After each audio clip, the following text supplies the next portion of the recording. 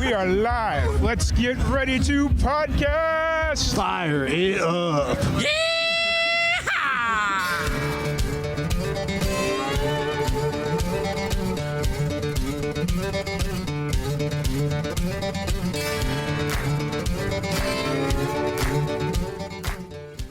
Welcome back to another live and amplified Indie Fusion podcast. I'm your host, Tom Quiet, and we're back at it again with another amazing podcast. Today, we have a very special guest joining us. We have Steph Wall. How's it going?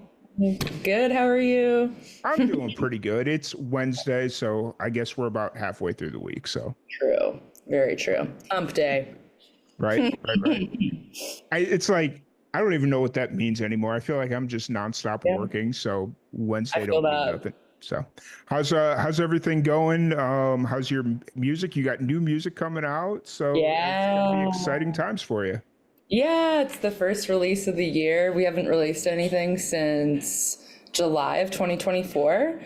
So I'm really excited. And it's like a pretty new sound for me. It's definitely more in like the pop realm of things, which is like a new bag for me, but I love trying new genres. So it's exciting.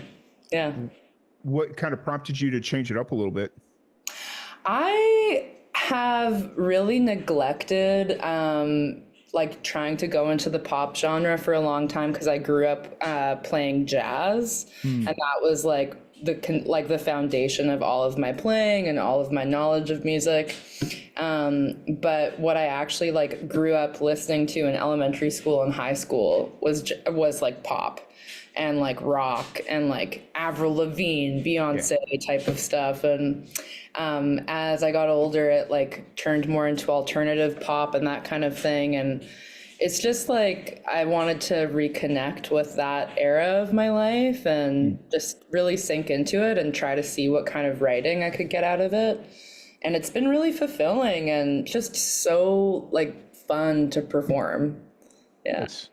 So did you get into music doing like jazz ensembles at school and stuff like that? Is that kind of what you were doing, or was it? No, actually my ex-boyfriend from high school pretty much dropped out and started a jazz band and drove down to New Orleans from Vancouver, Canada. And and I was like, okay, well, obviously I have to come down south and see what's up. And he was incredibly helpful and found like a mentor for me who was Topsy Chapman. And she used to open for like Sarah Vaughan and Billie Holiday and like big names. And I would just like go to her house and she would just like give me all kinds of lessons like in her living room. And her husband would just be watching us like in a big armchair, just being like, that doesn't sound so good, or that sounds really good, like keep on that train. It sounds like a grandfather type figure type, just like an older man sitting in the like totally not silently judging, but thinks he's silently judging everything. And it's like, so I've been around one or two of those. So nice. Yeah. So with your new single, you're kind of going more in the pop realm. What can you tell us about this song? Like, what's the name of it? What have you announced about it yet? I just announced it on socials yesterday. It's called Gusher, and it's inspired by like the candy that we all used to have like in school. And it's like a queer crush song about like having a crush on a friend that you can't really divulge like your feelings because you want the longevity to last of the friendship. And it just like it has a lot of anticipation, and I really love the movement of the song. It's really heavily inspired by Fouché and Amaray, so it's like very dancey, and it'll be coming out March 28th. Nice. Yeah. And with this being your first release of the year, obviously that's a even bigger deal because it's like, first release for the year. But is it all building towards like an album, or are you kind of staying singles right now? It's gonna build to an EP. We haven't announced that. I guess this is the announcement, but it's gonna be an EP called Tang. And there will be a couple of more like ballad, slower songs that are kind of like soft rock and like Motown inspired, even I would say.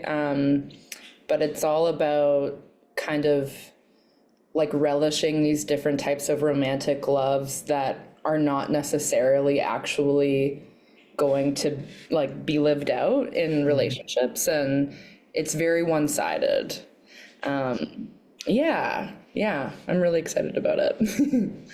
I'm biting my tongue right now because I made a short film several years ago called Tang, Oh, really? except it's not based anything about what you're talking about. What's the basis? S- it gets a little raunchy, but okay. Okay. So does Um, mine. So there you go. so this guy or this alien crash lands into Roswell, New Mexico, in Okay. front of a frat house because his brother ran away from the alien mothership. Whoa. And so he's like sent to go find his brother Okay. and crash land. So this the guy Tang crash lands in front of a frat house, and he goes up to the door. He's trying to find his brother. His brother is named Poon, Okay. and which is a euphemism for lady parts. Okay. And so he goes into a frat house with a bunch of dudes saying he's looking for Poon, and they think he's looking to get laid. Yeah, And yeah. they try to, yeah, it's a whole series of events, and yeah, Wow. Okay, that's crazy. I want to right. see it. It's I had to take it down Oh, because I was getting some much unnecessary hate about it. So oh, yeah, damn. it wa- Unfor it was fun while it lasted though. Nice. When did it release? This would have been 2014. Cool. Okay, nice. Yeah, yeah, yeah. Wow. So yeah, once you said Tang, I was like, oh no, do I tell this story or not? Like, do I Of go? course. Of No. course. Um, so you said your single's releasing on the 28th, so you're coming up on about 2 weeks away. What's running through Yeah. your mind right now? I'm feeling, I even like as I announced it yesterday, I was feeling really nervous Really? because yeah, because I think that like people, my close friends and family know that this is something that I've wanted to do for a really long time. Mhm. And to know that it's coming naturally feels really good. And, I feel really proud of myself for that.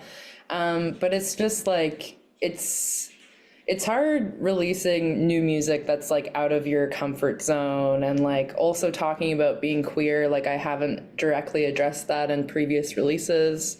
So, there's lots of it's mostly excitement, but it's also just like anticipation. It just got my heart going yesterday, and Nice. my palms were sweaty and stuff. But yeah, I love the visuals that are accompanying it as well, and just feel like the world has come together so nicely that I just want to like give everything away right now and Mhm. like, just put the whole thing out. But I know it'll be better in due time. Yeah. Yeah, Nice. Nice. yeah. So, are you doing like music videos or anything with this, or is it just going to be the straight single? And There's like a photo shoot, like there's a photo set that goes with it, and then there's a lyric video that's like me singing the song or like lip syncing in front of I won't give it all away, yeah, but there's a bit of a scene going on. fair, fair, fair.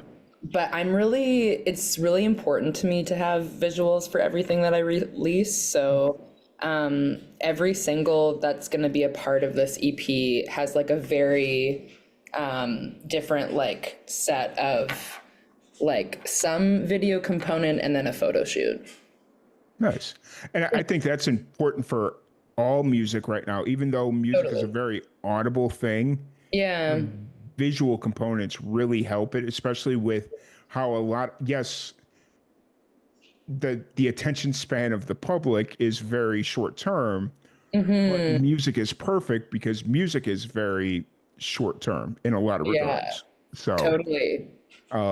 I think it's just really important, especially like a visualizer or something. It just helps Canvases. it helps like build the narrative of the song. So Yeah, and I love a color palette, mhm. to go with a song. Like, I just, music is so visual for me that when I'm creating and I'm writing, like, I'm also thinking about, like, okay, like, what kind of images come forward? What kind of, like, is this like a warm toned song? Is this more like icy? Like, what's the vibe? Right, I feel it. It Yeah, like the whole visual elements help set that off.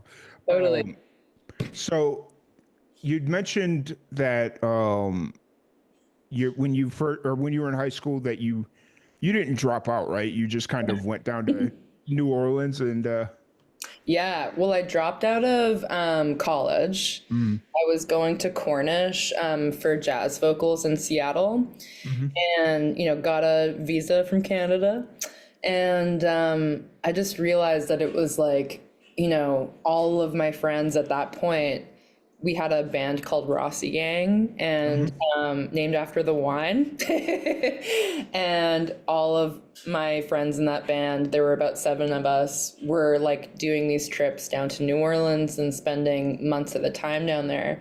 So I decided to drop out of college, came home, packed a couple bags, and met them down there for Mardi Gras, and then would go down every winter with them. Mm. Yeah. Nice. Is there any thought of trying to go there full time, or do you think it's more of a like, hey, hey, let's keep it as a casual thing, you know? Yeah. Well, I did like live there for longer periods of time, like no more than 6 months usually, just because of visa stuff as well. But at this point, I don't think I would anymore, but I do love to visit, and Mm-hmm. like I still have a lot of like really close friends down Yeah, there. So yeah, yeah. I feel it. Where you kind of at show wise right now? Are you playing pretty consistently, or are you more focused on like writing and recording? I'm more focused on writing and recording, which is like the first time in my life. Like, I used to gig, sometimes 2 to 3 times a week, playing for like anywhere from like an hour to 3 hours per gig. But the hustle was just getting me so like just so exhausted, sick multiple times a year, that kind of beat. Mm. And just with like the climb of like original music coming out with streaming and all of Yeah. that kind of stuff, I decided to shift focus and, try my hand at writing and more in like these pop realms and writing for other artists too. Right. You know, Yeah. it the consistent show thing is always really hard because it's like you you're gonna run into that thing if you like try and overdo it. Like eventually your Hmm. body will get used to it, but you've just got to kind of Yeah. ride out that wave of, oh, 2 weeks, this is kind of a grind. Like my body's just doesn't know what to do with Yeah. itself. Yeah. But it also becomes very unpleasant at the same time. So Mhm. yeah. Yeah, so I just try to do bigger shows now where, I try to sneak in a couple surprises and have the full band there because that's my favorite Mm. is playing with a big group of people. Yeah. But I also love touring so much. So I would love to get back on the road, but she's expensive. So Hmm. Oh yeah. yeah. Oh yeah. It's not fun. We're starting to tour a little bit with the podcast, and we're only doing Whoa. like one-off shows, and it's like I'm sure if we were to like loop in like 2 or 3 shows, the cost per day would go down a little bit. Yeah. But doing like one-off shows, and you're talking about several $100s just to do drive to and from a show. It's like, That's a lot. yeah. So Where are you touring to? so usually we'll go out to like Arizona. We've gone out to Arizona. Hmm. We've gone out to Nashville. This last one we did, we just drove 2 hours down the road just because it's like we need to find Okay. something that's a little bit closer and a little bit easier to pull off. So, Yeah. Yeah. And This I song think, that oh yeah. what's that? Oh, I was just gonna say the song that I have coming out, Gusher, is also written with someone from Nashville. Oh, So nice. yeah, yeah. Nice. Do you like do co-writes and stuff with people from Nashville all the time, or is this just kind of like one of those one-off experiences? That was just a one-off experience where I went to go visit my friend who I collaborate with, like for touring, Harry Bartlett, who's still living down there. And I was staying with him, and we were just like jamming and doing some writing, but like it was pretty casual. Hmm. And then his girlfriend was like, "Oh, I have this friend. Her name's Sarah Jones. Hmm. You should meet her and like see if maybe you want to write a song or something." And that was the first time I'd ever done a co-write with someone where I hadn't met them before. I had never listened to anything they'd done, and it was just kind of like a cold call situation. And then we wrote the lyrics for this song in like an hour and a half, and it was like, wow, this was easy. Like Right. it just flowed really well. But I've had other co-writes since then where it's just like you're pulling your hair out after 4 hours. Hmm. But this was just so easy, like just felt so good. Yeah. Right. And it's one of those things where it's like the easy felt so good ones are great because you actually feel like you're getting a return on your investment. But I feel like the pull your hair out, like we're not getting anything accomplished, those Mm-hmm. also kind of have to happen. Otherwise, you don't know what your boundaries are. Totally. Yeah. Yeah. So, Exactly. I definitely have some of those too. right, right, right. So, Yeah. I must say though, I Mhm. just realized you are the third Canadian I've had on the podcast this week, Whoa. and Okay. it's only Wednesday. Yeah, that's crazy. Amazing. Yeah. And let's see. J- Yeah, one was from the Maritimes, not Okay. Nova Scotia. There it is. Cool. And then I want to say Nevaeh's from around Vancouver as Oh well. yeah? Yeah. That's So, awesome. yeah, I was sitting here. I'm like, wow, three Canadians in a week, and it's only Wednesday. That's awesome. So, That's I so don't, great. I don't know what's going on up there, but you guys got something going on. So, Yeah. Totally. We got the Junos coming up at the end of the month too, which is our mhm. like Grammys Yeah, equivalent. yep, Yeah. yep. There's a whole lot coming up. Not the Canadian CMAs. I think those are coming up Yep. here at some point. And Mm-hmm. Folk Alliance just happened. What, Yep. last February? That was in Vancouver too, wasn't it? No, it was Montreal. Montreal. Okay. Yeah. But Yeah. the Junos will be in Vancouver. Nice. I Yeah. need I just need to go dust off the passport and make a trip. Do it. So, Do it. except I feel like the American thing to do would to go to like Toronto. Like that's the That's American. that's where I'm at right now. Oh, nice. Fair, fair, Yeah. fair. Yeah, I'm in between Toronto and Vancouver. So Okay. I travel back and forth. I do a lot of writing in Toronto and then I perform a lot in Vancouver. How long of a trip is that? It's a 4-hour plane ride. Okay. So I'm here like for 2 to 3 months at a time usually, and then Hmm. the rest of the time I'm in Vancouver. Okay. But it's about like a 5-day drive, I'd say. Yeah, so Okay. it's hefty. Okay. Yeah. I tend to forget not everybody's as crazy as I am, where I'll make that trip in one day. Oh my Where I'll God. just, or well, maybe not one day, but like I'll just Yeah. drive straight through. So Oh my God. I can't do fair, that. fair. When I feel like Canada, it's probably not the safest thing to do from time to time because I feel like there's a lot of like dead space. And I say like, For sure. where it's For like if you were to go through like the Canadian out, not the Canadian outback, but like sure. Yeah, that sounded weird, prairies. but yeah, you go through Yeah, like the yeah. prairies at like 2 a.m. and it's like, oh, Oh something happened yeah. with my car. We're not going to see anybody for 3 hours. So Totally, totally. yeah. The last time that happened to me actually was a long time ago. It's 2019, but the last time I drove to or was driving back from New Orleans to Vancouver, I ended up on the extraterrestrial highway in Nevada with my friend, and it was, have you ever been there? Oh, I've been to Nevada. I lived in Roswell, New Mexico for 4 years, and I have some stories if you want to have that conversation. Yeah, So, yeah. It was wild, and we didn't have service for like 8 hours. hmm And we were trying to find these hot springs and couldn't, and we just like had the wackiest time. It's like, yeah, it was kind of scary, but it was also like we were still enjoying hmm it. Yeah. that's how it was. We went up to Montana in Okay. 2019. So Mm-hmm. I was living in North Florida. I was living in Tallahassee at the time, Okay. and it was during UFO weekend. So like My UFO Fest, God. like the anniversary of the crash, essentially in Yeah. Roswell. And so I was like, okay, well, I'm gonna drive to Roswell, pick up my friends, we'll hang out, do the festival thing, because we had a bunch of musician friends that were playing and whatnot. Oh, So we hung out there, and then we drove from Roswell, New Mexico, up to Montana. And the second we got out of Utah, none of us had cell signal for like 2 days, God, that's so right? freaky. Yeah. And we were relying on our phones for GPS. And every once in a while, we'd get a faint GPS. And I was just like, at this point, as long as we're heading north and as long as we're on the way in, we're heading north, we're fine. As long as we're heading Totally. south on the way out, we're fine. You know, Yeah. we're not going to get in too much, we're not going to get too far off the beaten trail. So, Literally. Yeah. Oh God.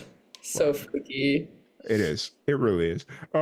So outside of music, what do you like to get into? What do you like to do? I love cooking, love baking, yoga, swimming. I'm also a voice actor, so I'm working on my roster of voices, Nice. for cartoons and stuff, because that would be a dream to do. Nice. But yeah, those are kind of like the main things that I love to do, I'd say. Yeah. Nice. All right. Yeah. So are you doing like anything right now? Like, are you in anything right now as far as like voice acting, or are you just kind of getting started? I am it's kind of on a pause right now Mm, because of the EP coming out and mm. like just getting ready for all of that. But I would love to get back into it, and like my dream would be to do some cartoons. Nice. But I've done a couple commercials in the past, but yeah, they were more in like 2021, Mm, 2022. And then just like private work and stuff. But nice. it's fun. It's nice. Yeah. I dig it. That's really cool. Yeah. It's one of those things where it's like it's really hardcore once you get it, because like I work with voiceover artists all the time in my Okay. day job, Yeah. and like the good ones are really good, and it's Yeah. like they take directions really well, and it's like Nice. you could give them like the most vaguest of instructions, like, Hmm. hey, I need you to make this a little bit of a harder sell, but pull it back. And they Yeah. know exactly what the hell I'm talking about, even though I don't know what the Totally. hell I'm talking about. So Yeah. it's, Yeah. I've always been fascinated by it, like voice artists and Oh, voiceover yeah. actors and stuff like that. So Yeah. I like to incorporate that into my live shows too. Like when we're nice. playing a song and, just like keeps it interesting and fresh. Mm-hmm. Yeah. 100%. Hmm. But I don't want to keep you here too much longer. So Okay. um, if anybody wants to check out your music, any of that fun stuff, where's the best place to find you? Bandcamp, if you want to directly support me, that would be great. We've also got all of the music on all streaming platforms. You can find us on Spotify, Apple Music, Tidal, whatever you got. I'm also at underscore Steph Wall underscore on TikTok and Instagram. And kind of that's all that. Sweet. I Yeah. appreciate you. Yeah. So Thank you so much for having me. yeah, absolutely. Thank you everybody for tuning in, and we will catch y'all later.